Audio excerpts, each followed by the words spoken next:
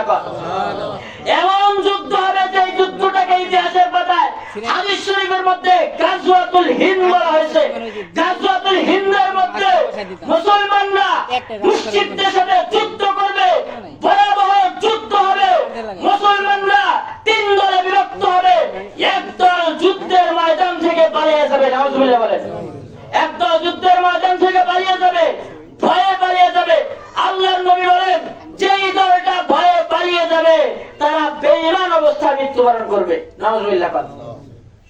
যারা পালিয়ে যাবে তারা বেঈমান অবস্থায় মৃত্যুবরণ করবে। আল্লাহর নবী বলেন আর দুইটা দল থাকবে। একটা দল যুদ্ধ করবে, যুদ্ধ করতে করতে করতে করতে তারা শাহাদাত বরণ করবে। কেমন কত লোক শহীদ হবে? আল্লাহর নবী বলেন কত লোক শহীদ হবে তোমাদেরকে একটা ধারণা দিচ্ছি। সেই সময় যুদ্ধের ময়দানে মুসলমানদের রক্তে পায়ের গোড়া, হাঁটু গোড়া পর্যন্ত রক্ত হয়ে যাবে। পায়ের গোড়া পর্যন্ত, গোড়ালি পর্যন্ত রক্তে রঞ্জিত, ভেসে যাবে। এই পরিমাণ মানুষ শহীদ হবে সেদিন। আল্লাহর নবী বলেন সেই যুদ্ধে যারা শহীদ হবে, গাজওয়াতুল হিন্দে যারা শহীদ হবে, তাদের মর্যাদা হলো আল্লাহর কাছে বকরি সাহাবাদের সমান। সুবহানাল্লাহ। আর একদল হবে তারা যুদ্ধ করতেই থাকবে, যুদ্ধ করতেই থাকবে। লাস্ট পর্যন্ত কিছু সংখ্যক মুসলমান থাকবে। আল্লাহ তাআলা এই মুসলমানদের মাধ্যমে আল্লাহ তাআলা মুশরিকদের সাথে মুসলমানদের বিজয় দান করবেন। তারা গাজী হয়ে বাড়িতে ফিরে আসবে। আল্লাহ রাসূল বলেন যারা এই যুদ্ধে শরীক হয়ে গাজী হয়ে ফিরে আসবে তারা নিঃসন্দেহে ঈমান নিয়ে কবরে যাবে। আর আল্লাহ তাআলার কাছে তাদের মর্যাদা হলো বদরের যুদ্ধে যেই সাহাবীরা গাজী হয়ে ফিরে আসছে তাদের সমপরিমাণ মর্যাদা দান করা হবে। সুবহানাল্লাহ। এই যুদ্ধের জন্য আমরা প্রস্তুত আছি তো নাকি?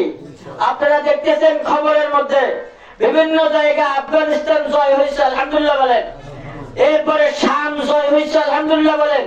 যত ধরনের জায়গায় জায়গায় জুলুম, অত্যাচার, নির্যাতন চলতেছিল আল্লাহ তাআলা আস্তে আস্তে আস্তে আস্তে সবগুলো বিজয় দান করতেছেন। এইভাবে এক সময় গাজওয়াতুল হিন্দ হবে।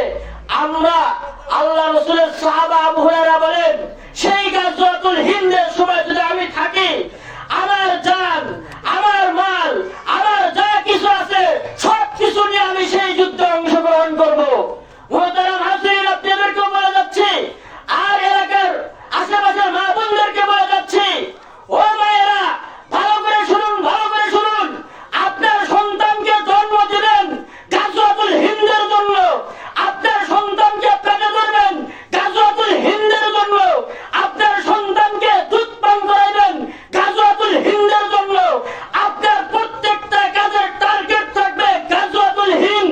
আল্লাহর কাছে দোয়া করবেন, আল্লাহ সেই যুদ্ধে যেন আমি নিজে অংশগ্রহণ করতে পারি, আমার সন্তান যেন অংশগ্রহণ করতে পারে, আমার বাবা যেন অংশগ্রহণ করতে পারে, আমার ভাই যেন অংশগ্রহণ করতে পারে।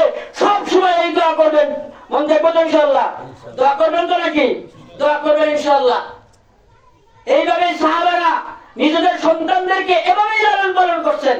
ইতিহাস জানেন আপনারা, এভাবেই সাহাবারা, মহিলা সাহাবারা এভাবেই রাসূল সাল্লাল্লাহু আলাইহি ওয়াসাল্লামের সৈনিক বানানোর জন্য এভাবে তারা তাদের সন্তানকে লালন পালন করছেন।